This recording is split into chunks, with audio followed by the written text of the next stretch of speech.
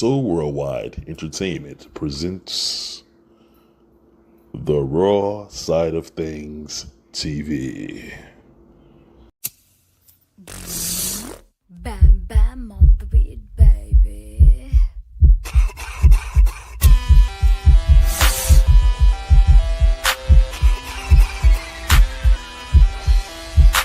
That gas, that grass, that motherfucking gas. Them trees that put you on your motherfucking ass. That gas, that grass, that motherfucking gas. Hit it 3 times, then motherfucking pass. That gas, that grass, that motherfucking gas. Them trees that put you on your motherfucking ass. That gas, that grass, that motherfucking gas. Hit it 3 times, then motherfucking pass. That gas.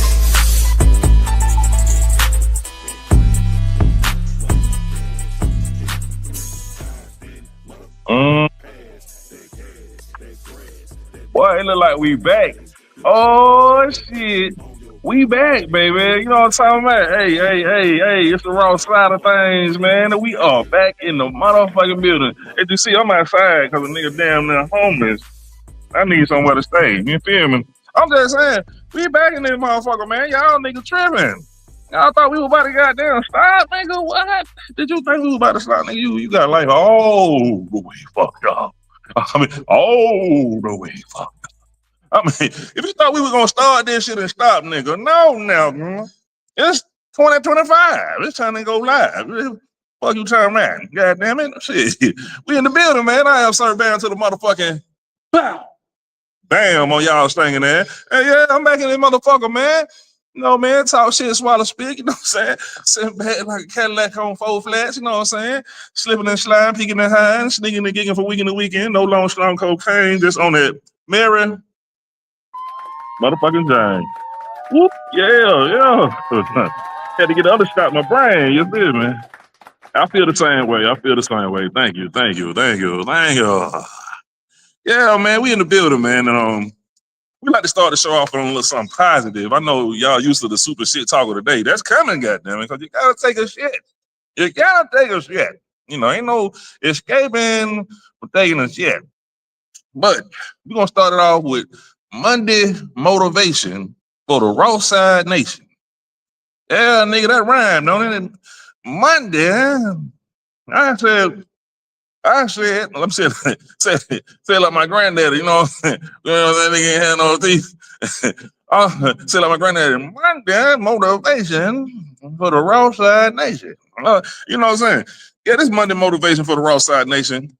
And this is a little something that I put together. It's called Stay in the Game. Stay in the game. Yeah, man. Stay in the game. Life is like a game, and like any sport, it's not just about who's starting, it's about who's in it to win it.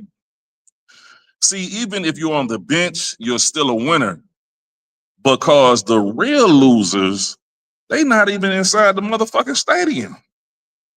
You know what I mean? They outside the gates, listening to the roar of the crowd, wishing they was in just to see the motherfucking game. You know what I'm talking about? But not you. Because get what? You got your uniform on. You part of the team. God damn it. You know what I mean? And you done earned your place. So don't dare sit there making excuses, because excuses are the language for the uncommitted. Excuses are for the ones too scared to play, too lazy to practice, too weak to prepare. So don't dare. When the coach calls your name, when life says you're up, nigga, you better be ready. I say, nigga, you better be ready. Yeah, when the coach say you up, you better be ready. So don't rise to the occasion. Just fall back on your preparation, on everything you've been preparing, and go get to it. Think about it. Imagine how many shots Michael Jordan missed before he became Air Jordan. How many lonely nights Steph Curry had, flick of the wrist, until he goddamn made it. You know what I'm saying? How long did it take? How much do it take? Greatness isn't built under the bright lights, it's built in the dark when nobody's watching. So if you're on the bench right now, don't trip. Your time is coming. If you are on the bench right now, don't trip. Your time is coming. Remember that. Stay ready, keep practicing, keep studying, keep showing up, because when the door opens, and it will, you know what I'm saying? You got to speak it into existence, and it will, you'll be ready to walk through and dominate. And when you do, the same crowd that overlooked you will be chanting your name. So give it up for yourself. Give it up for yourself. Yeah, yeah, yeah. Give it up for yourself, because you gonna make it happen, baby. You gonna make it happen, nigga. You know what I'm saying? Yeah, you gonna make it happen. Shit, fucking with us, you gonna make it happen. We here to motivate a nigga from the homeless to the richest motherfucker on the planet. You know what I'm saying? I used to be homeless. I need to be the richest nigga on the planet. I ain't, I'm just talking. Anyway, we gonna switch it up when we all motherfucking now. Let me see. We gonna switch it up to the super duper shit. Oh my God, what is that? I'm the shit. And if you feel some type of way about anything I say, don't forget, I'm just talking shit. And we might have first of all, before I start talking shit, let me tell y'all, nigga, we got somebody coming in, this motherfucker, around about 1:35, named Freeze Love. God damn it, Freeze Love. The great Freeze Love is coming in this motherfucker to chop it up with the raw side of things. Fuck y'all talking about? Come on now, we talking. It's big shit popping, man. You know what I'm talking about? The great. Yeah, y'all late on your comment, nigga, but you know what's happening. You know what I'm saying? Goddamn, Freeze, but the homie Freeze Love, the homie, goddammit. Homeboy, that's my homie, goddammit. You know, that nigga that been making niggas laugh for a long time. Goddammit, you know. Yeah, man, there's metaphorical flowers around this motherfucker. You know, shit. Yeah, man, we got the OGs coming in this motherfucker, man. But the super shit taco today, I was just thinking about some things I have been seeing lately that it should be brought up to the nation, to the Raw Side Nation. Have y'all noticed this new trend? Oh, yeah, matter of fact, I got to give a shout out to my partner on the boards, Nate the Great. We might have somebody else coming through. I don't know if you see her popping up yet in the back room. What Nate the Great? Where you at, boy? What up, What's player? up, my brother? That yeah, nigga cool as a motherfucker. Man, nigga cool as a motherfucker. Why? Ain't no slipping in the pimping. Nah, man. Hey, you might have somebody pop up in a minute. I don't know if she in the back yet, but I don't know. Okay. You know, when I see them, you know, I pull them in. Yeah, man. I want to discuss something, man. It's this new thing going around here. You know, all our women are getting turned out like a motherfucker. You know what I mean? Hey, that's something we really wanted, but at the same time, when it happened, you be like, God damn, we done fucked up. Hey, I mean, it's a lot of women. You know, it's like I know. probably like 5 to 1. So it's enough women to be classy, and you still got your freaks too. You know, you don't want to be freak, but you do want a good person on to be, you know, some rapper. Right. Yeah, man. They got this new thing going on. I had went to, it was some restaurant I went to, and Shawty came to the window and looked like she had just sucked a dick, and somebody just bust a nut on her lips. I was like, God damn, what the hell is going on? My mind was fucked up. What is that? What the hell? And she was working that shit too, making it bubble and shit. I'm like, Lord, have mercy. What in the hell? And come to find out, they got some lip gloss that make it look like that. And now these females are starting to do that. I mean, we don't went from the eyelash to that down. So, hey, nigga, this shit about to get bucket. Yeah, that's it. They walking around and like got nut on their lips. I said, God damn. Yeah, shit done got wild, my nigga. That's the new trend right now. So yeah, man, it's boy, fathers talk to your daughters, goddamn. Send her to the nation, goddamn. Wrap up in 3/4 of cloth, goddamn. Chance the other father ain't at the house. He got once that girl had the baby, she got rid of that man. Yeah, man, it's a situation out here, man. We gotta goddamn start back and get the house right, cause You know, like I say, man, I like the ratchet, but you know, the ratchets always kick in, and I see what it is. Like, wow, this shit. And maybe I was younger, I wouldn't even be on the righteous. Maybe I'm just goddamn getting older. And I'm on the, you know, it's something behind that too. I'm gonna talk about that one day in my stand up. I ain't gonna get into it right now. But yeah, man, that shit kind of wild right there, man. They let niggas know by, you know what I'm saying? They get, you know, what's that song called? Throat Goat, she want a throat baby or some shit. Remember that shit? Yeah, I guess I know a little bit about it. Yeah. Throat baby or something like that. Yeah. They was right. on that shit. They started tattooing on their neck, letting nigga know. I was like, wow, this shit, man. Woo, wow. And I have seen how this shit evolved into this too. I mean, of course, back in the day, way back in the 60s, 70s, they had freaky ass songs. You know, we done heard a lot of shit from Millie Jackson, and you know, of course, you know, but I remember the Hot Boys had a song, I Want a Hot Girl, and I think Lil Wayne was like, a hot girl is one who swallowed and something. And I remember we was in the club back then, and I heard all the females lip syncing that part. I was like, oh shit, it's going down.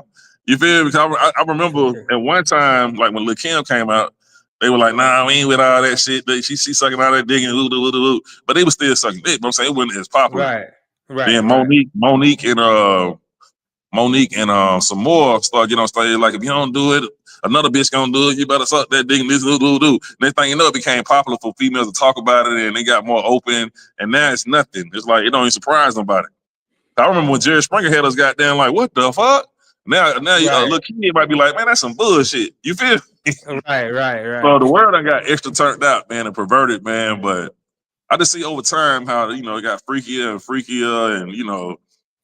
Yeah, man, that's where we at with it right now. You know, lip gloss looking like goddamn nut. So it is what it is, my brother. Yeah. You gonna start seeing that shit in a minute. Yeah, well, you know, it's a good sign. It let you know what's going on, so you can either be down with it or you can avoid it.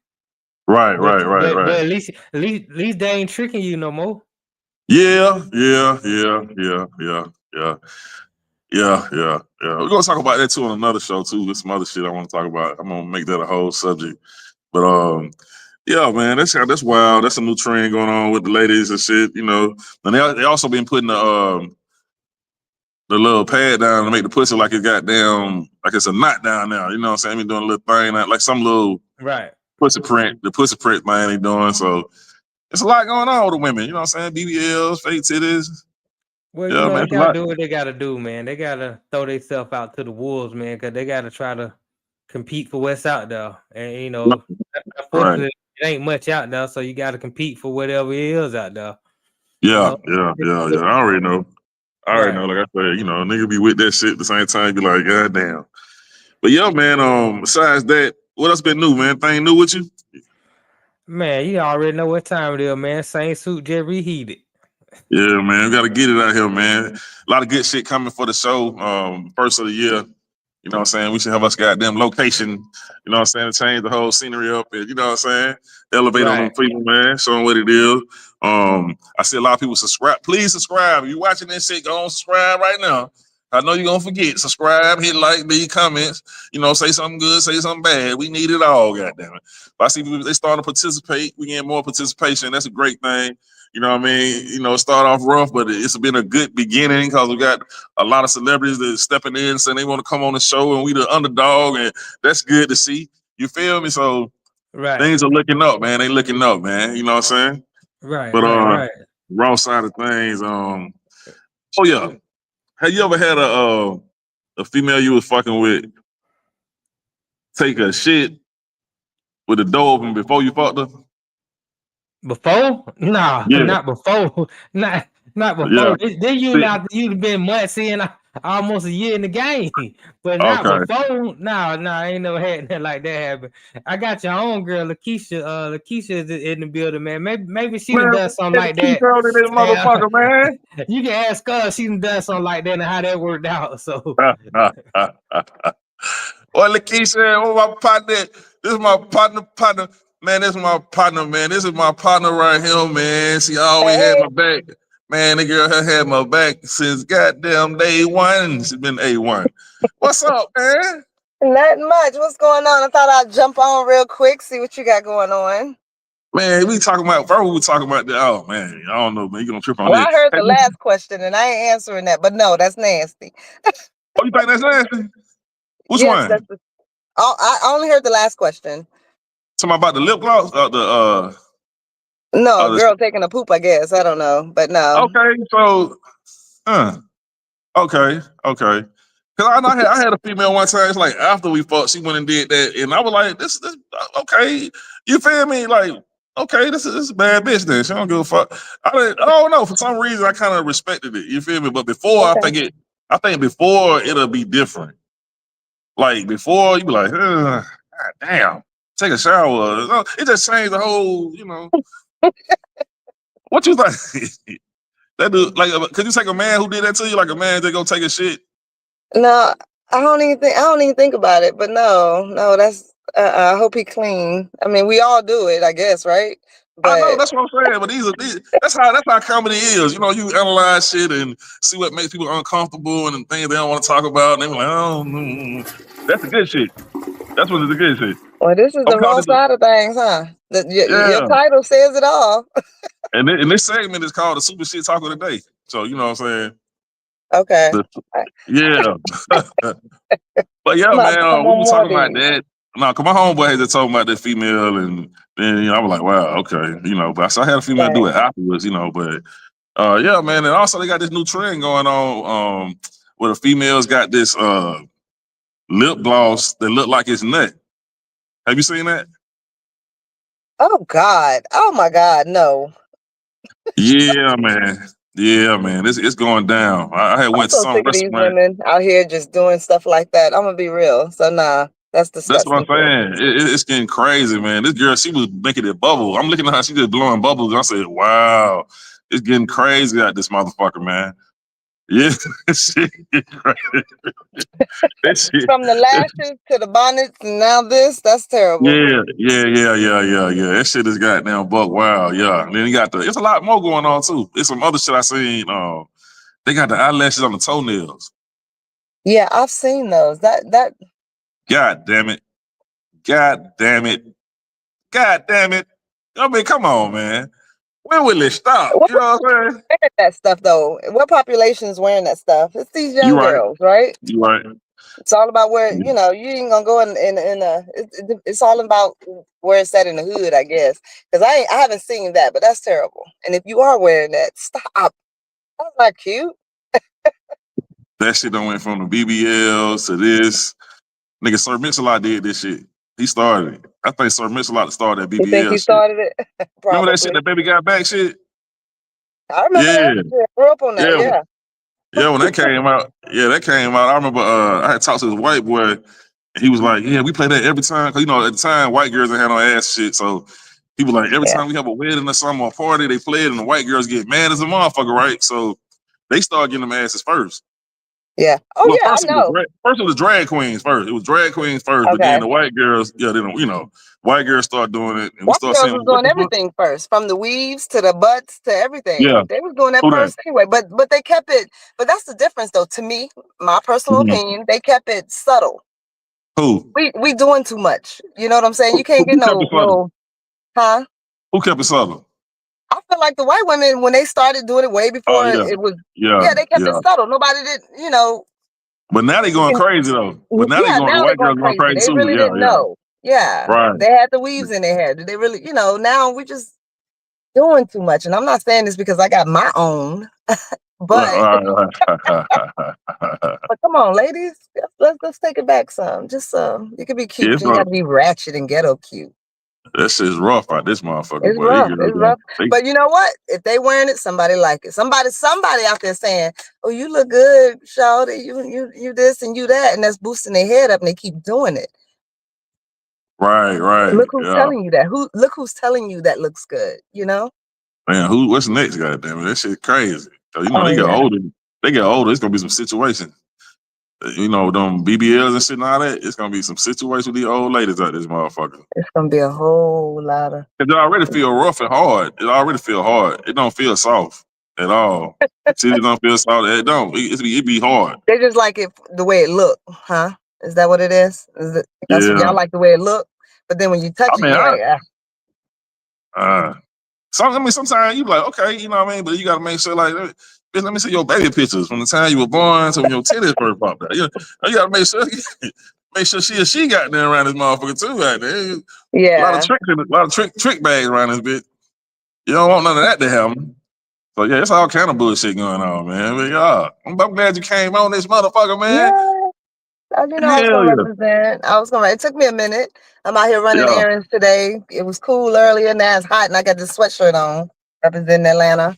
Even though I'm from VA, baby, 2 up, 2 down. So wait, we got a segment called give me one of your favorite movies and a pet peeve. I'm gonna go there, and then I'm gonna ask you yours. I'm gonna tell you one of mine. You know, I got plenty of them. Okay. But yeah, what's your favorite movie and give me a pet peeve? So, you heard me, Naughty? All right, cool in the game. You right on time. Give me your favorite movie and a pet peeve. This one of my old school right here. Old school movie. I know a lot of people don't know about this shit. The new school don't know about it, but it's called Ferris Bueller's Day Off. What? You know about that? No, I'm gonna have to go watch it then and see what it's about. You never seen this shit? Oh, no, shit. Not that I know of, no. Wow, this came on back in the day, goddamn it. This some late 80s shit, I think. Oh, wow. I'm gonna have to check it out. Man, that shit was funny as a motherfucker, man. It's like that's your favorite movie of all time. No, one of them. Oh, okay. We got too many to say. It's just too many. You just naming one. But, okay, got it. Yeah, it's one, like a movie that you'll watch over and over again. I watched that shit as a child like so many times. Like it just made my day. Just like Friday, watch that shit a million times. The first Friday, yeah. I watched all of them, but the first one, I watched all of them. But that first Friday just set the mold. It was too funny. I already know. That was a hood. Yeah. But this Ferris Bueller Day Off was that shit though, man. He cut school. These rich white boys, and they was doing all kind of shit, man. Oh wow! Principal trying to catch them. It was just funny. And I want to do a black version of that shit though, for real. It'll be funny as hell. This is one of the most popular little movies too, man. It's me. All right. Surprised you ain't seen that one. I know I haven't. I'm gonna have to look at it. And maybe I have, and I just forgot about it. But no, I'm gonna check it out and see, and I'll let you know. I think you have though. So what's one of your favorite movies? Well, I'm gonna go on and put it out there. My favorite movie of all time. I have a lot of favorite movies, but this is the number one. Is the 5 Heartbeats. I can watch that thing back to back to back to back and watch it like I ain't never seen it before. Eddie Kane got now. Eddie Kane, baby. Yes, I love that movie. Love it. Yeah, it brought you to tears, huh? What part do you cry on? Oh, when he at the end, he was in church. Oh, I got you. That'll get you right there. You can't escape that one right there. Get me. Woo. That's like John every time. I'm gonna watch it when I get back to the house. That's like John Q. When the little boy at the end did this shit here. The little boy did. You know what? I said, oh, God damn it. Gotcha. You got to cry. Hey, I got. Couldn't he hold that shit back, man? They know. Every movie like that you have something in the movie that'll make you cry. Like what's it, Color Purple? Yeah, she went in and was singing to her daddy, and her daddy wrapped his arms around her. Oh yeah, that's flowing. Yeah, the tears be flowing. I didn't watch Precious but one time. I didn't cry, but I can't watch that again. I know I can never watch that again. I didn't. I probably wanted to cry, but I want to watch that never again. I don't know why. You want to watch that again? Mm-hmm. How many times you seen it? Just once. Damn. See. But I can watch it again. I'll watch it again. I'm gonna have to go. That shit was depressing right there, goddamn. Yeah, you sad as a motherfucker, man. You like, God damn. Yeah, that shit was bad. They said some shit I missed in there. I kind of missed some shit. They say when she was making her come fuck with her in the bed or something. I missed that part, but I said I don't even want to go back and watch that shit. You don't want to watch it, yeah. I thought it was good. She did a good job doing it, but yeah, that's a tough one. But that's real, real life right there. You know, somebody going through that shit right now. Right. What's one of your pet peeves? I'm trying to remember one of mine. My pet peeve? Yeah. Smacking when you chewing your food. That would break us up. Damn. Yeah, that'll break us up. So hold up now. So what about he eating the pussy ain't making that noise? That ain't no problem. You had to go there. This the raw side of my. Oh, I forgot to show you. So I forgot to show you. To the wrong show. I forgot to show. I make a lot of noise. I'm a classy little lady, but no, ain't no problems there. But I just when you eating food from like McDonald's, Burger King, or dinner that you cook, I don't like that. Okay, I got it. You know me, man. See, that's why I told you when I said, damn, I should let you know from the jump that I was crazy. I had to. I should have known. You not kind of catching up a little bit. Anybody's podcast, they be wilding, and I had to roll with the punches. So I got you. What's your pet peeve? God damn, I had so many that we don't mention so far. I already mentioned how the eyelash get up in your eye. You can't get the eyelash out. You know what I'm talking about? Wow, that shit does drive you fucking crazy. That will drive because you can never get it out, and then you just happen to wake up and it be gone. Like, where did it go? Yeah. You have to ignore that shit for it to leave. You have to just act like it, just like fuck it. Just keep blinking and it'll go away. Right. And bite your tongue. We talk about bite your tongue. Oh yeah. Because you know what? You can't just bite your tongue once. My homeboy just said that. You keep biting that same spot. That shit is insane. Till you taste blood, goddamn. Like, goddamn, bud. You don't even want to eat no more for the day. Yeah, you're done. Right. And then biting the inside of your jaw and shit. We talked about that. What about the pinky toe hitting that? Why always the pinky toe got to be hit on the bed? You're right. That's a motherfucker. That's a motherfucker right now. That brings tears. That make a grown man cry. Oh hell yeah! I mean, the hardest nigga in the world cry. Woo shit! Wow, that shit be hurt like a motherfucker, man. Always that little pinky toe. You ain't gonna hit the shin though. The shin. Yeah. Yeah, that shit hurt like a motherfucker too. No, you know what hurts worse than the shin to me? Who back there? I had to make sure because I'm in the wilderness. Oh, sitting they come through the bushes. All right, now I hope you ready. Oh yeah, I'm ready. I don't want to shoot the shot of nobody. Peace and blessings. Yeah. Okay, that's what I'm saying. You ready? Stay ready. You gotta stay ready today. I say that before I shoot the motherfucker. Peace, blessings. I don't want no smoke. Wow. You're gonna get some smoke. Come this way, you're gonna get some smoke. No, I tell them I don't want none. I try to goddamn back it off first. You know what I'm saying? I got you. But I don't want to talk like that. You know, you get it. Yeah, we positive. It's the art of war. It's the art of war anyway. You know what I mean? Yeah. You know, you gotta do what you gotta do to survive. Right. Yeah, man. But I can't think of the other pet peeve, man. Oh no, you know what I was saying before we got interrupted. What hurts most in the shin? When you hit your hip on the side of that bed, hit that footboard of that bed. You don't ever run into nothing like that.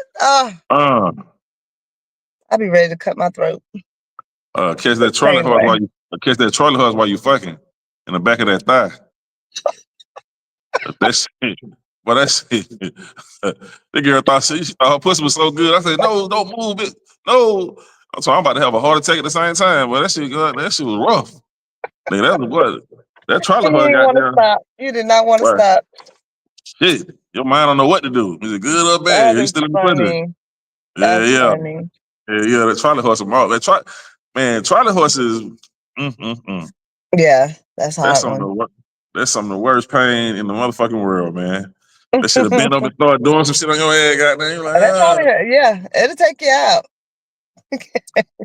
But yeah, man, we got somebody about to come on the show, man. I might bring him in a little early. Okay, well, I know because I'm doing some running around right now, and I'm sitting outside of a place that I need to go into, so I may have to bounce. Okay, but don't you meet this brother? At least meet this brother before you dip. Yeah, let me meet him. Hey, Not. Is Freeze back there ready to come in? Nah, Freeze ain't in yet. So okay. Probably after this short commercial break, we might be able to bring him in. I forgot about that. Yeah. So let's go to this short commercial break. And like I said, this is the raw side of things. Stay tuned, baby. Yeah.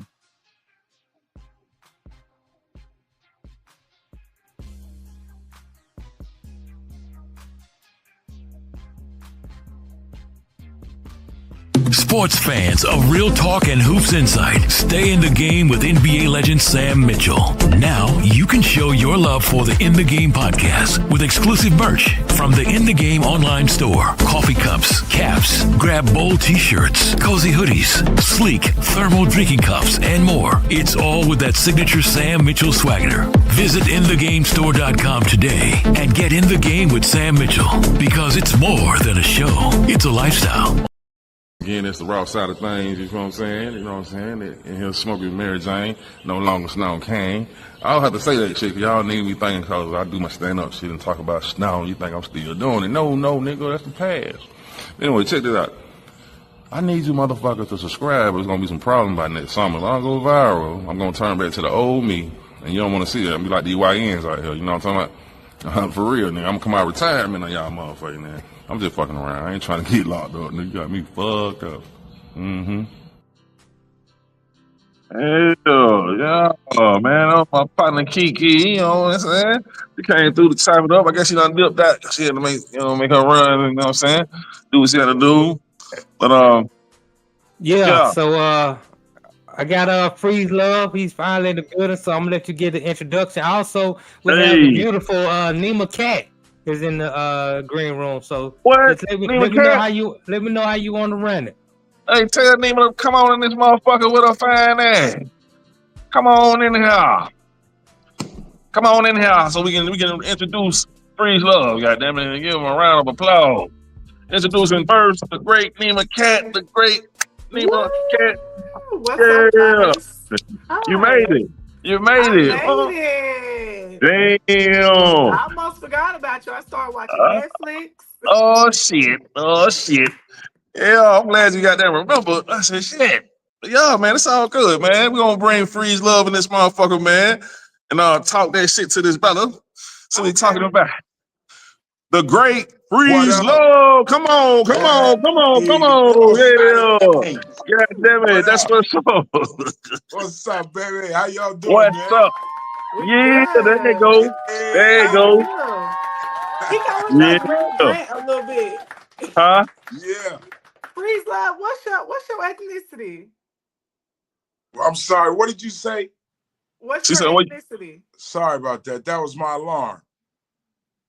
You got me? What's your ethnicity? God damn it. We can hear you. Hold on. I can't hear you now.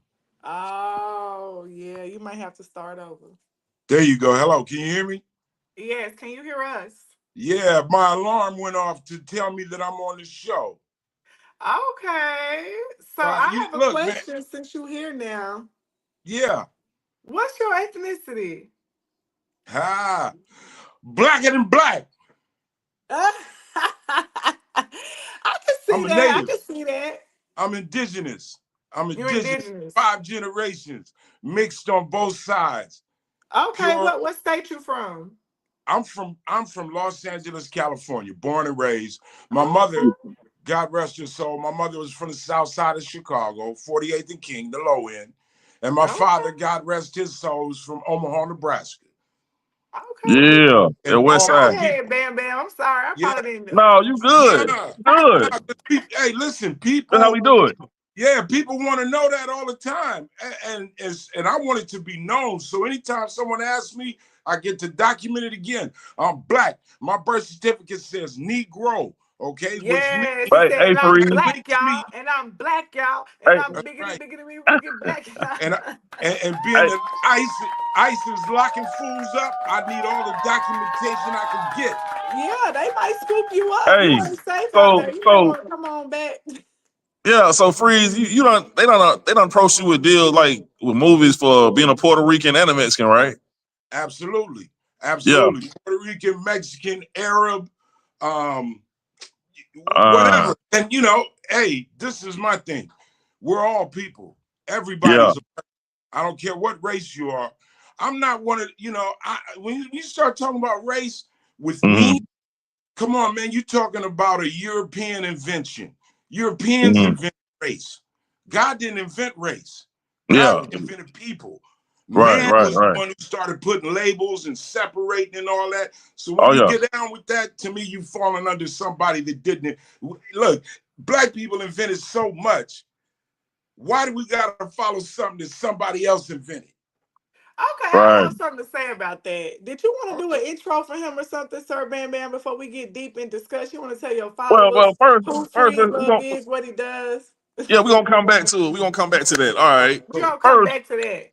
For the people that don't know the great Freeze-Love, man, tell us once again where you from and what made you fall in love with comedy.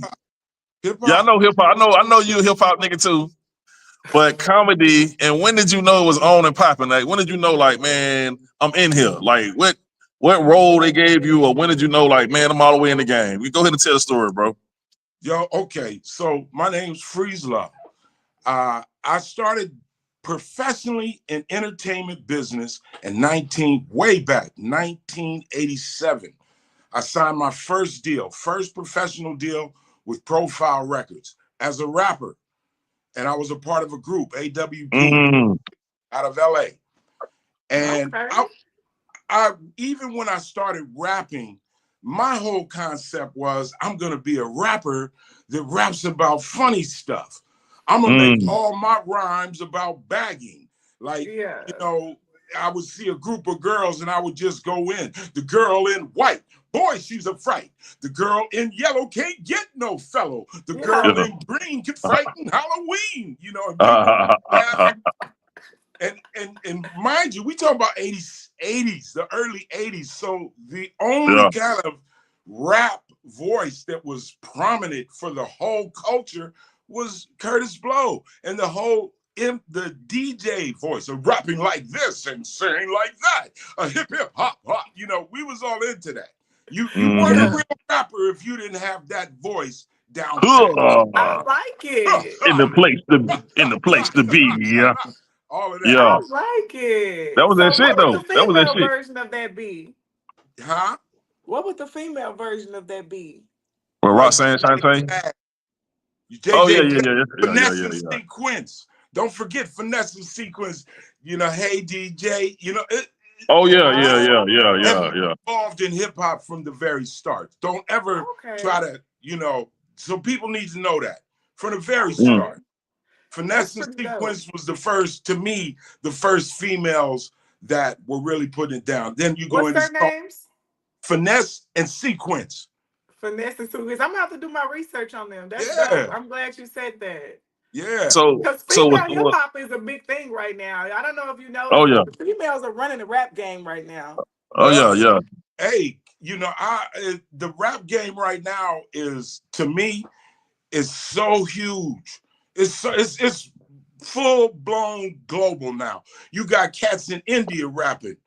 You got cats in the whole world. Ukraine. The whole world. How can you? I ain't gonna say that. Yeah, the whole world. The whole world. And women, you know, I mean, you could say women is running it, but hey, I've seen plenty of times where women was running it. You know, with Queen Latifah. MC Light, they was running. MC Light was running hip hop at one point. Don't. You can't say she wasn't. You know, if you really have been down with hip hop from the beginning, sisters have always been killing it. Always. They have always been present, but we've had, you know, eras of, like you said, where females are dominating or males are dominating. But for me, I'm not, you know, I don't have a lot of time on me, a lot of age on me. But for me, rap has always been like a male thing with one or two females in it allowed to shine. But right now, it's very much female dominated.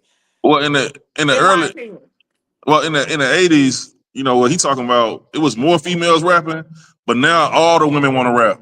That's the difference right now. Like all the females you run into want to rap now, so that's the difference. Yeah, and in the 80s, it was more group oriented. You know, you had your duos, your trios. Then you had the singles, the Queen Latifahs, the MC Lights. But I feel like right now I can listen to a Pandora station with nothing but female rap, and it's hit after hit after hit. where I would say maybe 10 years ago, 20 years ago, that wasn't the case. True. Women, if women are running it right now, they deserve it. They deserve it. They do. They do. Shout out to all the women that made that possible, though. Hey, Free. Work for the longest, and it's we're at that time in progression. The world is at the time in progression. I'm sorry, whether you like it or not, the female voice has to be heard. Their point of view has to be seen, unadulterated, not bent into what to fit in. Nah, unapologetically speak your piece, speak your time. Yeah. So if and it's come to that where they're running it, they deserve it. And they answering back to all the shit that niggas been talking in the 90s and 2000s. So now they answering back and doing their thing. I get it. But let me ask you something, bro. Hey, was Todd the first rapper in on the West Side to rap? Who? Todd. Oh, Toddy T? No, Todd. Too Short. No. No. I mean, but hold on, no. Well, him and E40. I would say Too Short, because I'm gonna be honest with you. I remember when I was in the Army. I was in the Army from 1984 to 1987. I served in Berlin. I served in Fort Polk, Louisiana, and I distinctly remember bumping Too Short at Fort Polk. So we're talking 1987, and a lot of cats from Oakland that I was in Too Short. Okay. They a lot of dudes I was in the Army with that I had never heard of Too Short. Cats from Oakland was waving the banner. This is Too Short. You don't know Too Short? And it was like, oh, okay, Too Short, huh? And I started getting into him. So I would, definitely. What, for me, I would say, what really started the movement, though, because Tupac was out there. I mean, not Tupac, but Too Short was out there, and he was from the Bay. He was from, back then, we didn't care if he was from the Bay, if he was from Redding, California, San Diego, California. Me being a Californian, when I heard Too Short, I was on the bandwagon. This is a California. This dude is finally, because before then it was all New York, Philly. They dominated hip hop. Okay, yeah. That was the sound. Too Short kind of broke it up. And, to this day, I will never be the guy that says Too Short is the lyricist. Too Short got the dope. Nah, you got to put it in perspective. In the time period, right? Nobody was spitting the stuff Too Short. But see, I don't want to hear. I don't want to hear Short Dog do nothing but what he do. You don't hear me? You hear me? Wow. You hear me, bro? Hold on, y'all. I lost your sound. Okay. What about you, Nima? Nima, you hear me? I'm still here. Yeah, we still here. But the guy he talking about Too Short, Too Short, right? Okay. The females are answering. They're answering. They answering Too Short shit. Like if you go listen to Too Short first album, yeah, they really answering that nigga. Because the females kind of like, they just finally get to say what they want to say. Right. Yeah. You there, bro? Yeah, damn it. What happened, man? We got you. We can hear you. We hear you, bro. He can't hear us. He'll have to leave back out and come back in. Yeah. But man. Yeah, so you said the females are answering. I don't know. I'm gonna send you a song. I think I'm gonna send you a song, and you to hear how much shit this nigga was talking. Oh no, I know what he was. I know exactly what. You ain't heard this song I'm talking about though. You ain't heard this shit. Not that song, but I remember. I know basically, understanding what Too Short was saying. I would say that they're even answering him. I just think the first person to answer somebody like a Too Short or answer that genre or respond to that genre of pimping and misogyny, the first woman to really respond. I mean, I don't mean like not directly respond. I know what you mean. I know what you mean, but I'm saying as far as I remember, besides Queen Latifah, who you calling a bitch or whatever, that was one. Yeah. Actually, I think actually females. I'm back. Can you hear me now? Yeah. Hear you. You back, bro? Yeah, I'm back, man. I had this alarm set that kept knocking me off. So no, man, I was just talking. Bam Bam just said was he said he feel like the females now are responding to that Too Short era. And then I thought about it, and I said, I think female rappers have always responded to the misogyny in rap music, because you got who said, who you calling the bitch? Was that Queen Latifah or MC? Well, yeah, I get it on that level. That's a positive level, but I'm saying I think they kind of playing the role of what niggas was talking about. Put it like that. Right. Now starting out like Dope Fiend Beat. Remember Dope Fiend Beat, bro? No. Dope Fiend Beat. You don't know about that? No. Too Short. Born to Mac. Born to Mac. Too Short first album. Oh, yeah, okay. You talk about songs. I thought you was talking about MCs. Yeah, bitches on my mind. I can't stop now. Yeah, I mean, man, that nigga, bro. Freaky Tales. Man, that nigga, bro. Oh my God. I mean, if you want to, nasty rap, as they call it when it first came out. Hey man, you got Blowfly. Look up Blowfly. Oh yeah. Yep. And don't forget Dolomite, all that shit.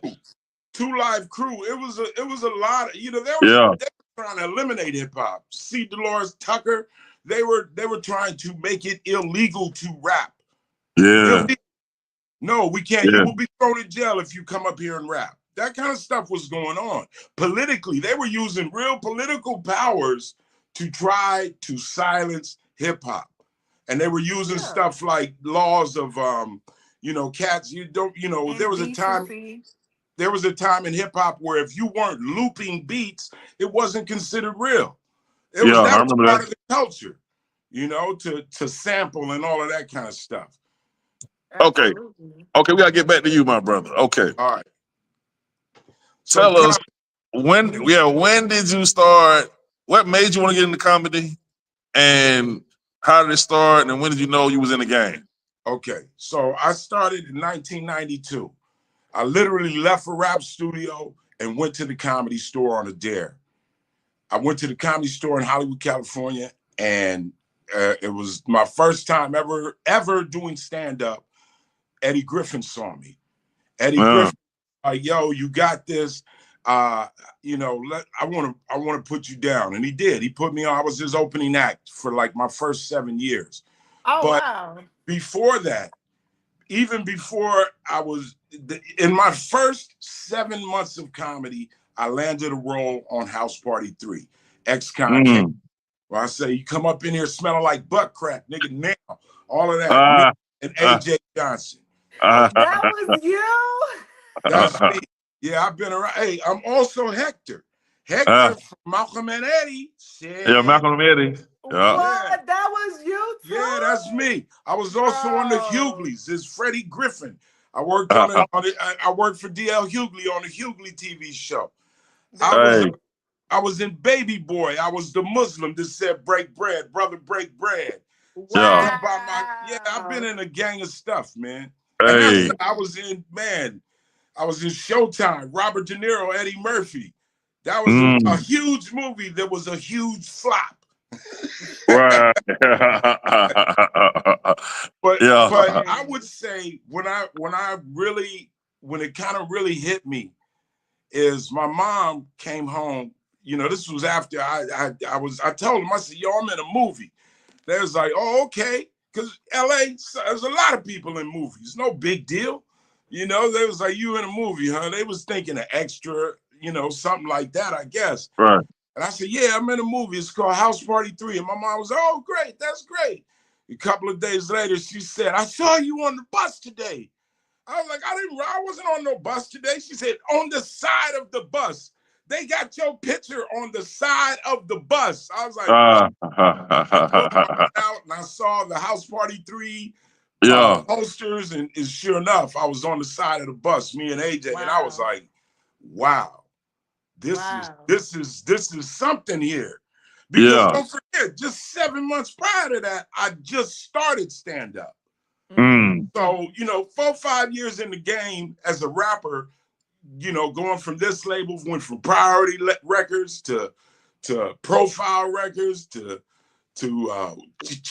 just that whole game of performing, doing showcases, trying to get put on, and then boom, I step into comedy and it blows up.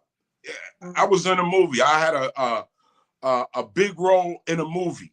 It changed my life. People started recognizing me. I was signing autographs. It was like, wow, this is crazy.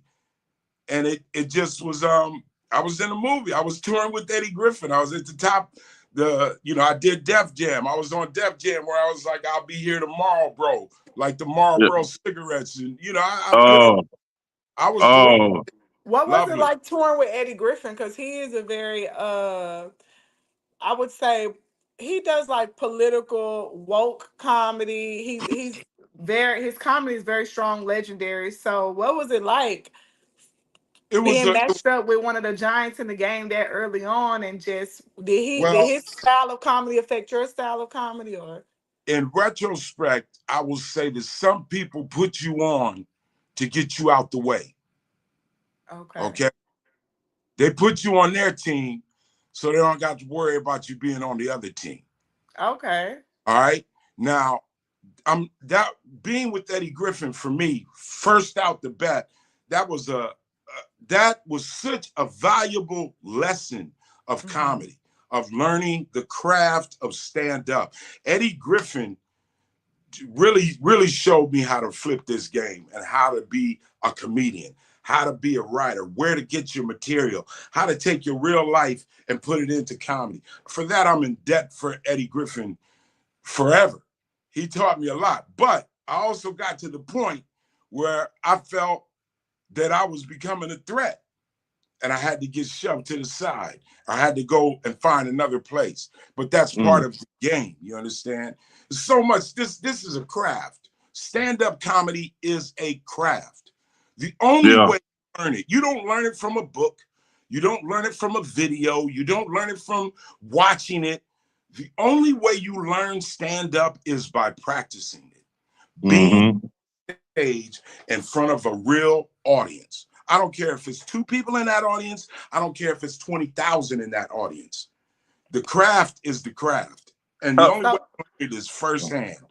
I'm a stand-up comedian, so I'm as you're speaking, you dropping so many gems, but I'm like, I don't want you to speed over them because I have follow-up questions to a lot of the stuff you said, because like I said, you dropping a lot of gems. What you said about sometimes people put you on their team to get you out the way, that happens in music. Rap labels assign the competition if you sound like they artists and they want to shelf you and stuff like that, but you don't really hear about that happening in comedy. So can you expand on how you became, like, in what ways do you feel like you became a threat? And what was he trying to prevent by keeping you close to him?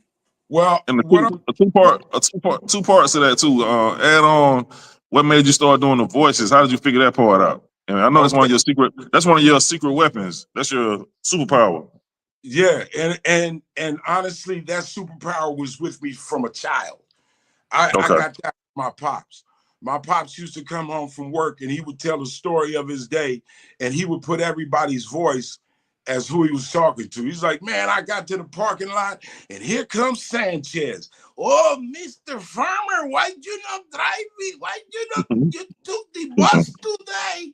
If you're not gonna drive, I'm not gonna feed my family. He said, and then there come old Russell and his 2 cents. Hey man, you know you're supposed to take the bus. You know Javier got, he would impersonate everyone that was in the story. So as a kid, I started mimicking my dad. When I would tell my stories to my friend, I would use the same method. So my voice, if you ask any of the people that grew up with me, they laugh every time they see me on TV or on a movie, because they're always like, man, you ain't doing nothing different than you didn't do when you was a kid. And that's true. I've always liked, I like voices. I like people. So, sometimes you have to talk to different people. You see the people, you want to talk to them. As you talk to them, you're learning, you're paying attention, you're studying the way they talk. That way, when it's time for you to do the character, you can do the character. Do you understand? We have Herb, we have, sometimes, a lot of my voice, you don't get to see. Sometimes you only get on the telephone. So sometimes I call it on the phone. I have to talk like the people on the phone. Sometimes I want them to understand my order, so I say it back to them just like they say to me. Yes, I want to memory. Number 7, yes. Extra duck sauce, please. Damn, that's funny there. And that's true. That's my true. voice like that. Now, to your question, people, it's just human nature. It's human nature to mimic the people around you to one degree or another. If you hang around a bunch of bums, and it's just a matter of time before you will be a bum. If you want to hang around people that are champions, hey, a matter of time, you will be a champion because that happens.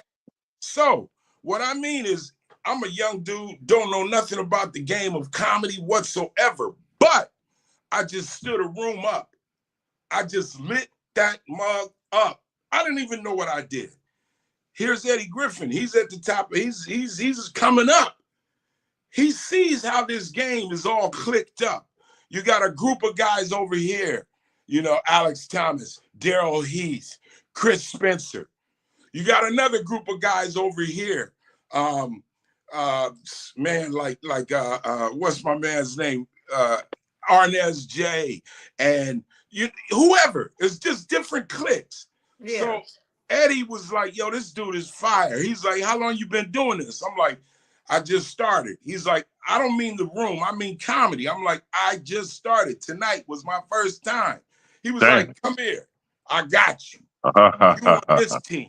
You're not going to fall over there to that team. Yeah, I got you. Or you're not going, you're going to stay in this camp, and we're going to cultivate this dude here and get him right. And now our whole camp is stronger. That's what I meant by that. That's fire. And then you get to a level to where you realize, wait a minute, it ain't no camp. It ain't no clique. It's you. It's only you. You don't have friends in this business. Don't think you do. Yeah. This is a business. If you have a friend, don't involve them in your business. If you meet somebody at the comedy club, you both comedians, it's cool to have a relationship. I don't suggest letting them come to your house. I don't suggest that. I get down with a lot of comedians, but I keep them fools at arm's length. Yeah. Because one thing I had to learn, and it was a hard pill to swallow, comedy, part of the culture, part of the craft is stealing jokes. Yeah, bro. That is I part been through that. It's not, you can't do this from hip-hop. You would never steal somebody's rhyme and say it's like it's your rhyme. You would never do that. But comedy, that's part of it. Part of these, there are comedians who came up on that side of the culture that will try to steal a joke quicker than their friend will steal the joke, who is stealing the joke from someone who stole the joke. That used to drive me insane. But now, with 30 plus years in the game, I fully understand. You can't be upset when someone steals your joke. The reality is it's a compliment. You're doing something because they want to do it. So don't get hung up on a joke. Get hung up on how you came up with that joke and go come up with some more. Okay. Yo, man, if I was to sit here and name you the comedians that have bit from me, we'll be about an hour on this show. I take pride, and I can look right in this we ain't gonna do it like that. Comedians and tell you, you know goddamn well who I'm talking about. But do you? Because at the end of the day, you're not a source. I'm a source. You get it from the horse's mouth when you get it from me. I tell you who else is a source. My dude, Freddie Ricks out of New York. He's a source. Who else? Yes. Kenny Williams out of New York. He's a source. Yes. Yeah. You understand? Shout out to both of them, man. Giants in New York. Giants in comedy, period. Hey, man, you gotta be you can be a biter and you could blow the hell up. You could blow all the way up to the top being a joke thief. That's how I can't. You could be already at the top, and that's who steal the most jokes. You damn right. At the top for a while, you lose the sauce. Because don't forget, this is a business. This is a business. So if you're at the top and you have access and you've based your craft ability on stealing jokes, you don't stop stealing jokes when you come to the top. You steal more jokes.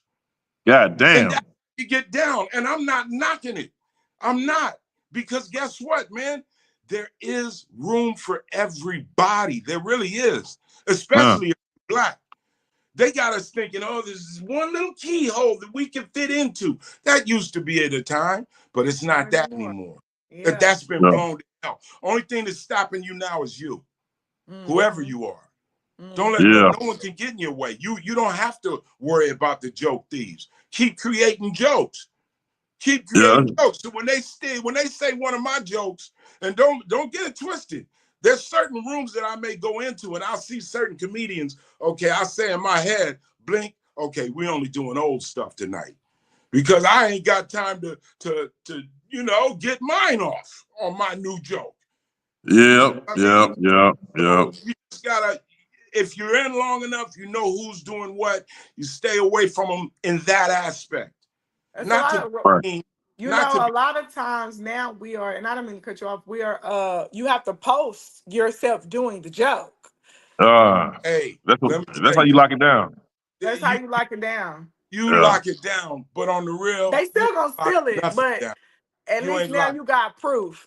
Yeah, you got proof. Yeah. You got proof. But do you got the money to go to court to fight with George Lopez? No, it's really just to let everybody know, not really go to court, just to let everybody know it's yours. That's all. Yeah, so people will start following you and start coming check you out. Like, oh damn, Ali once stole your joke. Let me come see what you talking about then. I got a joke, right? This talks about paying bills, right? And you call up here again. The punchline is, if you call up here again, your name's coming out the hat. Okay, where's the joke where I say, look, I put everybody who I owe bills to, I write them on a piece of paper, tear it off, put it in the hat. I pull out 3 names a month. If you call up here one more time, your name's coming out the hat. You won't even stand a chance to get paid. That was a joke I came up with. I had posted that. I did that on Master P. I Got the Hookup Comedy Jam. Yeah. Where I'm wearing all blue camouflage, and if you go back and look at that, Master P. I remember. Yeah. I done seen you so much, bro. I done seen you in everything right now. By the time I did it on that, it was the joke was already 6-7 years old. But anyway, somebody posted a picture of some white woman doing the joke. Damn. And they accused me of biting this person. So you already got it recorded. Yeah. So there's your post. To me, it's like, okay, so it's not who created the joke. It's whoever posted the joke first. Yeah. You understand? So all I mean is, rather than sit up and argue with the dude, because when he sent me that, I was like, okay, cool. Also, check this out, my comedy special. Check this out, my Def Jam. Check this out, Master P. Like, dude, I don't even want to hear it. I create my jokes. And sometimes great minds think alike. I've had jokes that have been like, that's something too. Like I had this one joke, I can't remember it, but I remember Earthquake was on it. He was on the same topic. But people was like, oh man, that's you. I was like, no. I know my joke. That is not my joke. And I can listen to this joke and I can tell you that, to me, that's a pure thought of his. Right. Because it wasn't directly, it was just similar. The premise be there. And the pacing matters too. You know what I'm saying? So if they have their own pace, their own beat, you could tell, like, that's not mine. But sometimes they can switch up the words and you know it's yours because they're still people do that shit. Your pace, your consonants. You understand? I'll give you something else because I don't care no more. I'm not trying to come up in the business. I'm up in the business now. So I'll stop it all. There was a comedian by the name of Chris Rock. Damn. He took my premiere joke. Where I talk about Chris. Where I talk about I love being a nigga. I love being a nigga. I don't have to be any place on time. I'm a nigga. I'm naturally at there when I get there, and I'm leaving early because I'm a nigga. I love you. You know, and I don't care if you call me a nigga. You just make sure you got my check and it say nigga. It was a whole joke I did. And I said, why do you get me confused with your cousins, with my cousins, African Americans? Yeah, African Americans is my cousins, but you gotta understand, African Americans got subscription to Ebony, subscription to popular science. You know, like African American soul food is neck bones, collard greens, black eye. No. I'm a nigga. I got prescriptions to Fed magazine. Niggas, hot dogs, Doritos. You do your grocery shopping at the liquor store, then you not a nigga. You an African. Chris Rock took the whole entire premise. Oh, I see what you say. I know which one you're talking about. What joke you talking about? When he say, I love you know black which one people, because it's the one you put him niggas. on. Yeah. Yeah. Damn, Chris. You just saying it. No. I was at the Comedy Store. I was in the OR room. I ripped that shit down. Chris Rock had to follow. He could not. He couldn't follow me that night. Sorry, baby. Nothing personal, but that was my room. I just destroyed it. And I destroyed it with that whole joke of being. Hey, bro, man, you got so much. Next time we did a big special, what was it? Hey, I just want y'all to know, us African Americans, we afraid of niggas too. Damn. Flipped it. Stood it on his head. Yeah. Yeah, it goes down like that, baby. That was the biggest. That joke put that dude on. Wow. So what did I learn? Did I get mad at Chris Rock? For a minute, I was. But then I had to realize, man, this dude taught me something very valuable, man. Bro, you got step outside the joke. Look at it from every angle. See if there's a way you can tell it. You know, you're right. Play with it. Bro, I know you got so much good information. God damn, bro, we done ran out of time. Man, I hope you could come back one day, bro, soon, man, because and you on that hip hop shit bring him too. back So for part 2 for real. Yeah, man, like, bro, because I'm like, damn. I know, Naughty, what's going on with you, bro? What's happening, player? Is it cool I ask a couple more questions? It's on you. Okay, cool. I had to make sure you were straight. I'm gonna hurry too. I'm gonna ask you one more. You in a rush, bro? No, go for it. Let's go. All right, bro. Tell me, what's the most exciting times you done had? Like when you what movies you had so much fun on that motherfucker that you know what I mean you'll never forget it, and tell us some memorable moments. You know what I mean? I'm gonna tell you. I think for me it was Showtime. Now, Showtime. It was Showtime. Showtime was a huge movie, man. You had Eddie Murphy and Robert De Niro. When I went to the audition, it was a whole story on how I got it. But they booked me off of my reel, off my tape. And I got 3 weeks I worked on one of the biggest movies, probably the biggest movie in Hollywood at the time. And that experience was crazy. Being treated like a full-blown star, having your own trailer, them picking you up and taking you to set.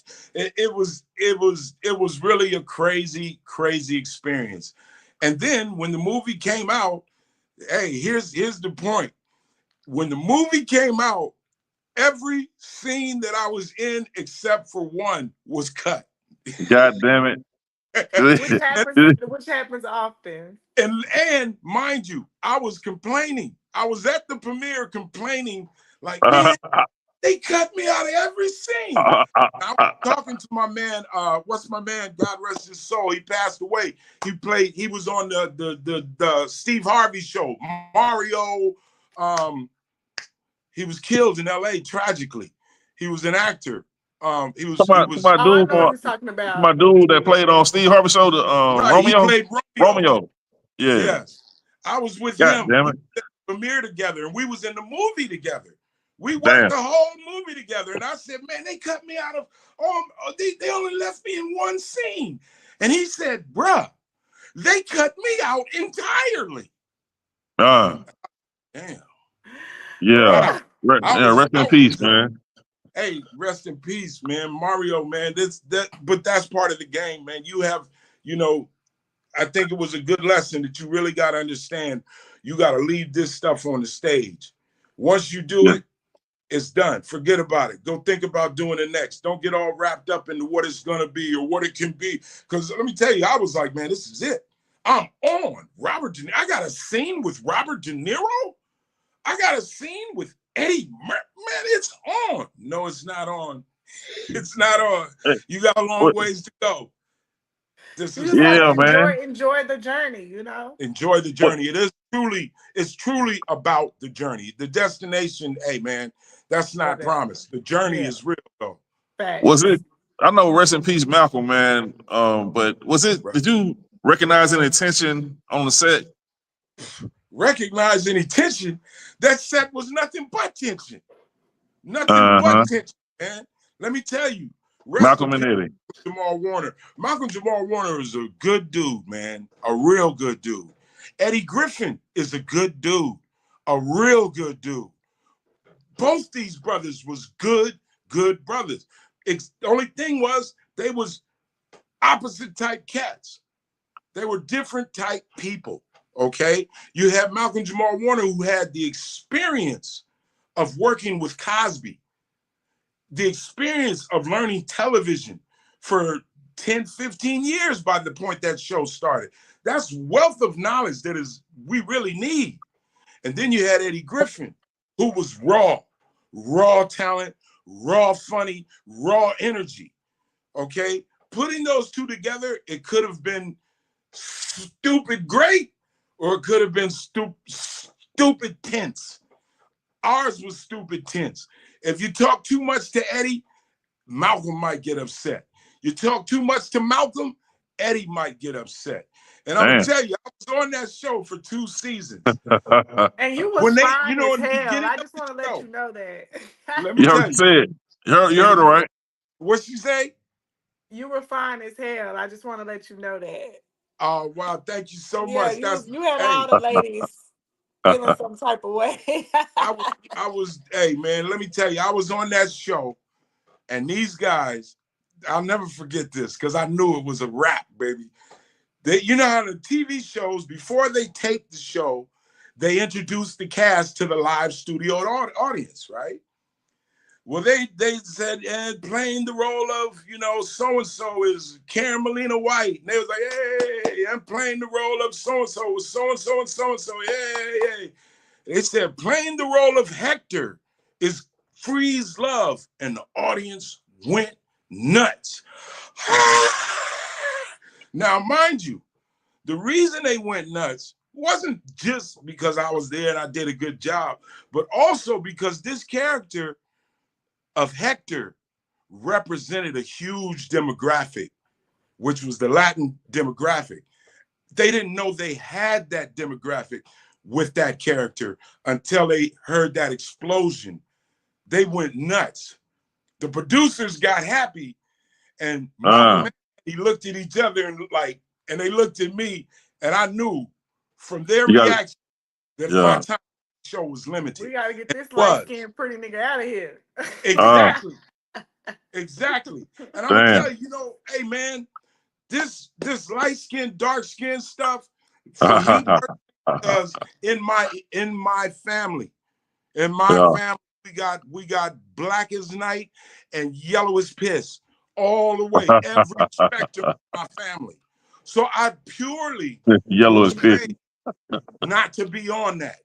My family didn't get down like that. They was like, look, I don't care how light you are, I don't care how dark you are. Do not ever confuse yourself without thinking you black in this country. You black, baby. So you better live like that.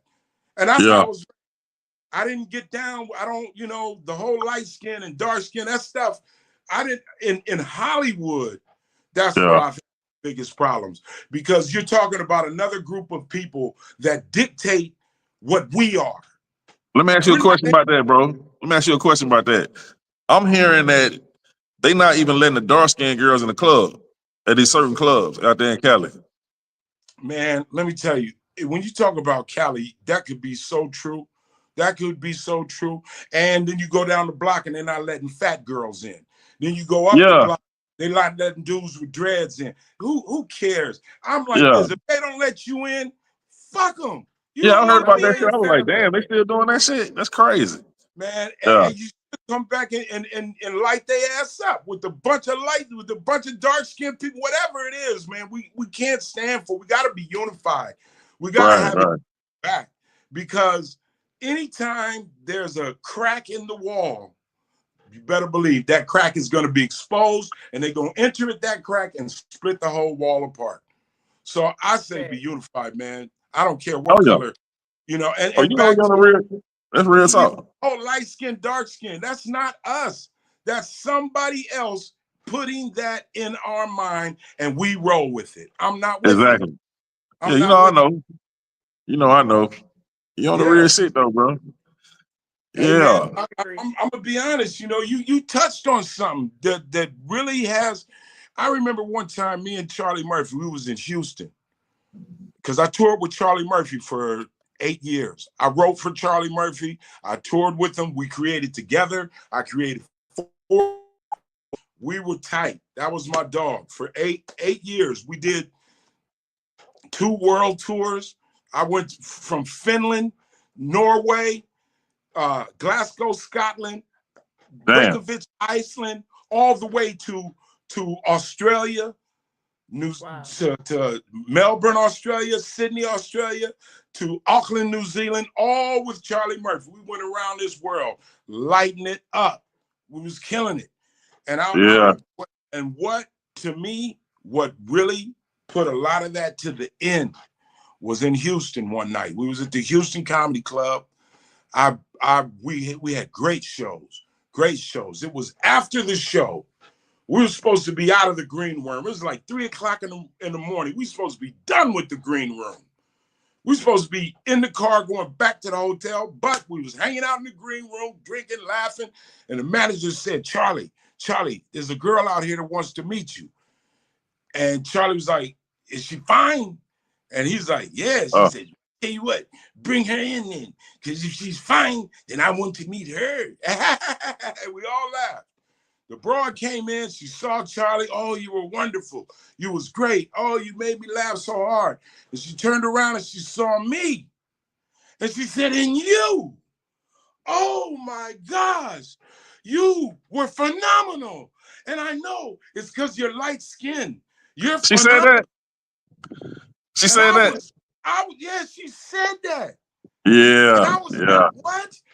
First off, you ain't even from this country, motherfucker. Yeah. And you come up in here kicking up some bullshit. Yeah. Said that, Charlie looked at me, and I looked at him like, hey, man, fuck her, man. You know what's up. But it wasn't reciprocated. It was a second where he was like, damn, that's a problem. That light skin shit.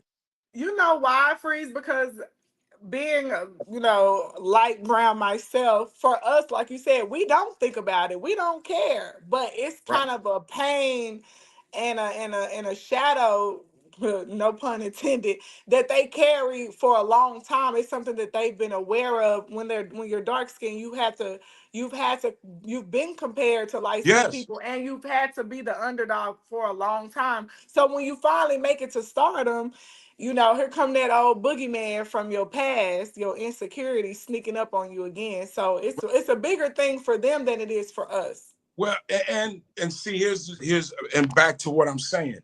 We look at it as a bigger thing for them than it is for us. But the reality is just in the same boat. The same boat. We are in the same, and we can't. People have that feeling because it's true. They have been overlooked. They have been slighted because they're darker than the person in front of them. This isn't made up. This isn't somebody just start up and say, "Oh, we rolling with it." No, this is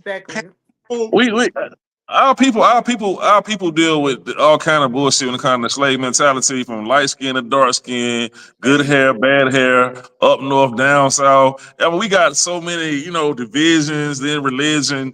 But I ain't gonna lie, bro, that light skin, dark skin shit had us fucked up. We was young though. I mean, I know one day I was in the house sleeping with my cousins, everybody asleep, and my homeboy said, it's Redbone. niggas woke out of their sleep and ran to the door like they was about to fight to get outside to see this red bone. So I was like, oh, that's a red bone. So from that day on, I'm like, damn, that's a red bone. In my mind, this is where it's at. So, you know, it's like what you learn. You learn these things. Check this out though. Because red bone, I used to say, we've all said it. But I remember I used to raise pit bulls. I love pit bulls. I used to, not so much anymore. Now I feel too many people don't deserve them, and dogs is messing up everything. But there was a time where I was really into pit bulls. And you know, pit bulls have a red nose, right? They got red nose, they got blue. All right. So in my research, I found a breeder that used the term red bone. Then you look at the term red bone, it's attributed to horses, it's attributed to dogs, it's attributed to animals, to livestock. So when we say, oh, that's a red bone, that's what somebody that was breeding us gave us that. And we keep going, man. We keep with it. And that's kind of like my thing. I just want people to embrace whatever they are. Your pain as a dark-skinned person is a certain line of pains you're going to face. As a light person, I remember my sister lost a job because she was at a meeting and they just in the meeting started talking about black people like they wasn't there. And my sister's like, wait a minute, y'all realize I'm black? They're like, oh no, you're not. But you're not like the other ones. And ended up my sister lost her job. And she was like, I don't care because I know how these people are now. You know, up until then, she might not have known. So all I'm saying is that this whole game, each one of us is going to go through a challenge for whatever it is. I don't care. We're all going to be challenged. It's a challenge. That means it's something you can overcome. You can change people's narrative on that type of thinking. And don't forget, man, it's been all of us to move us forward. We wouldn't be here if it wasn't for black ass Marcus Garvey. We wouldn't be here if it wasn't for yellow ass Thurgood Marshall or yellow ass Clayton Powell or black ass James Brown. Nah, man, I don't care what James Brown, boy, you ain't shit. We're black, and we're under the same umbrella, whether you want to recognize it or not. They're gonna make it. Man. Hey, let us know about your special, man, before you dip, bro. And you know, look here. I'll make sure I get me a good drop from you for the raw side of thing. I got a t-shirt when I come out there to you, bro. I'm coming to the west side and bring the t-shirt. And I like how you said the raw side of things. I love speaking in Ebonics. Don't fuck. They tried to get rid of Ebonics. They tried to get rid of our hood slang. I'm not with that. I say talk as good as you want to, but you have to understand and speak the King's English. So when you go to court, you can understand what they're saying. But at the same time, this is our language. Don't be ashamed to talk our language. So yeah, the raw side of things. And you got a special Throwing Apples. You find it at throwingapples.vhx.tv. All right. What's the name of it? Throwing Apples. Apples. That's the name of your special? That's the name of my special. And you find throwingapples.vhx.tv. It's called Throwing Apples because here in LA, they locked my ass up for throwing an apple. I went to jail for throwing an apple. Check out my special, see the whole story. Hilarious. Hell yeah. Can't wait to check it out. Where can we follow you on social media? Follow me at Freeze Love Comedy. That's FREEZLUV Comedy. Freeze Love Comedy. F to the R, double E and a Z. Don't have another E because that's not me. Hey. Yo, you were great, man. You were funny. And since we talked about music, I gotta plug my album. I released the album. You can even get it for free on YouTube. It's called Photo Sentences. FOTOSENTENCES. And let me ask you something about that. Okay, it's crazy you say that because you know when plants, you have a plant, Exactly. and the plant, and you turn the plant away from the sun, and it turn back and go the other direction. Yeah, that's the same thing. Photosynthesis is taking the light and turning it into nutrients for the plant. But yeah, that's what my what my lyrics do. That's why it's called photosynthesis. I'm doing with sentences what plants do with photosynthesis. Yeah.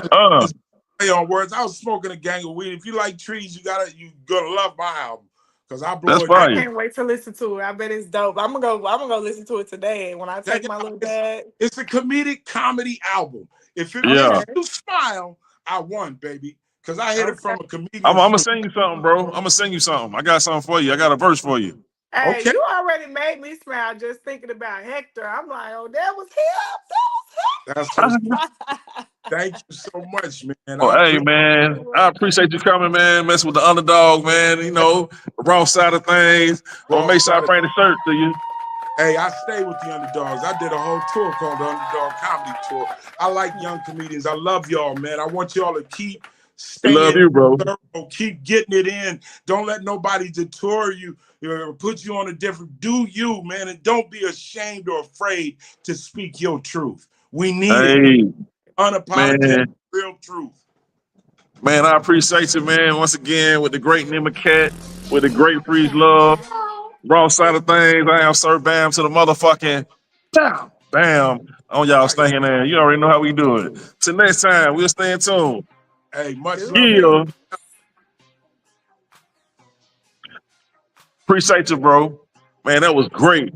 We're gonna take a break and come back with the last blast of the week on y'all motherfucking ass.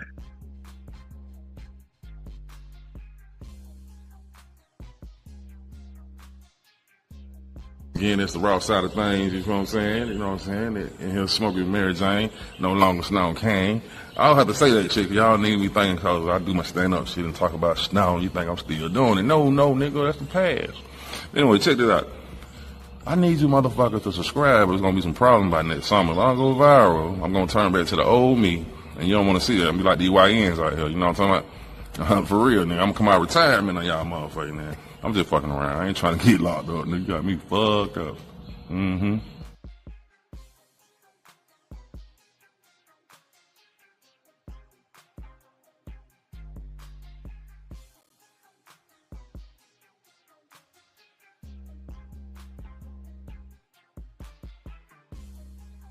Great interview with the great Freeze Love, man. Dropped so many jewels, so many stories that were interesting, man. I can't wait to chop it up, make the eclipse.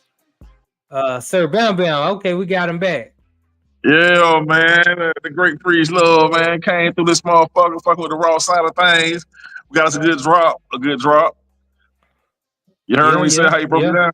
Yeah. Okay. I got it all. Yeah, man, that was good, man. Nima-Cat came through talking that shit. Kiki, Lakeisha, yeah, man. That was a great show, man. He dropped so much game, so much information. I know he's about to go there too, because he will go there. So I said we're gonna wait for that time. Yeah. He would go there. You know what I mean? I started calling him out. I said, oh shit. You know, I said, this nigga else, but I know Freeze out there don't give a fuck. But man, Freeze is that guy. He that guy. Yeah, huh? I would say people should look up Carl Linnaeus. Carl Linnaeus. He was in 1758. He was a Swedish philosopher who really came up with the different races from white, the yellow man, the black man, the red man, and what they represent and who they were. And blacks were classified as lazy, the lowest of the class. Like before then, that's what he was saying. Before then, there was no race. It was just people. People were human. You were more defined by your ethnicity, what tribe you belonged to, what country you was from, whether you were Irish, European, African, based on what tribe, Nigerian, Ethiopian, that type of thing. You were from Spain, Spanish, you was the Moors, that type of thing. But in 1758, they came up with sort of like a class system.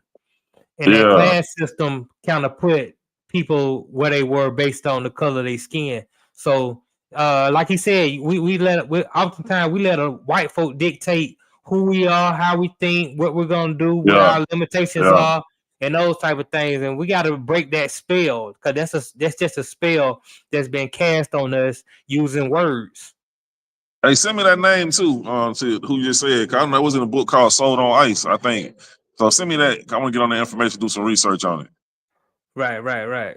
Yeah, man. Also, Also, make sure y'all tune in tonight. Just Simply Sports, or In the Game Network, or Built for This Radio Network. Myself and Kaja, we're gonna break down the Monday Night Football game and also recap Week 6 of the NFL. Also, Tuesday and Thursday, there will be a show coming from my direction, whether it's In the Game with Sam Mitchell, or I might even break out a controversial truth this week. So stay tuned to that for sure. And man, I this week I'm not even gonna tell them who we're gonna have on next week just yet. I'm gonna wait. Yeah. We'll wait. I forgot to do the word of the day, huh? Yeah. You forgot to do the word. You didn't even send me one, so I don't even know what the word of the day would be. Oh, really? Oh, okay. Yeah. It's all good. We got one in the bag for next week. Yes, sir. Indeed. Hey, man. Once again, it's on the popping, man. It's been a great Monday, motivational Monday motivation for the Raw Side Nation. And you already know what it is, man. We are here to represent the raw side of things. You feel me? T-shirts coming soon. About to have something new going on at the beginning of the year, so y'all get ready. About to take it to another level. You know what I'm saying? You see the big dogs coming through, fucking with us, man, and showing us love. You know what I mean? Hey, so on the popping, man, y'all just stay tuned. We about to boom. What's good on the jug, my nigga? Stop acting like these hoes is man. You know what I'm talking about? Hey, I am Sir Bam to the motherfucking dun-dun-dun-dun. Bam! With your staying ass. I'm out.